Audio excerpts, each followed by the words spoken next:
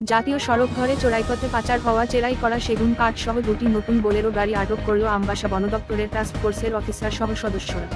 চেরাই করা চোরাই কাঠের বাজার মূল্য 3.5 থেকে 4 লাখ টাকা এবং দুটি গাড়ির মূল্য 28 লক্ষ টাকা। সব মিলিয়ে প্রায় 32 লক্ষ টাকার সম্পদ আটক করে বন দপ্তরের কবজায় নিয়ে রাখল অফিসার কর্মীরা। নমস্কার, আমরা আজকে আমবাসা ফরেস্ট রেঞ্জ এবং ফরেস্ট প্রোটেকশন ইউনিট আমবাসা এবং আমাদের টিএসআর জওয়ানদের যৌথ অভিযানে আজকে সকাল 2টায় আমরা একটা খবর পাই এবং তৎক্ষণাৎ আমরা নিয়ার জিওল ছাড়া একটা পাড়া খরতঙ্গ পাড়া ওখানে যাই এবং সেখান থেকে আমরা দুটা গাড়ি ফুল লোডেড গাড়ি আমরা সিজ করি এবং এছাড়াও বাকি কিছু আমাদের সিজ করা আছে। দুটা গাড়ি আমরা ডিটেইন করতে পারিনি, সামহাও ওরা পালিয়ে গেছে।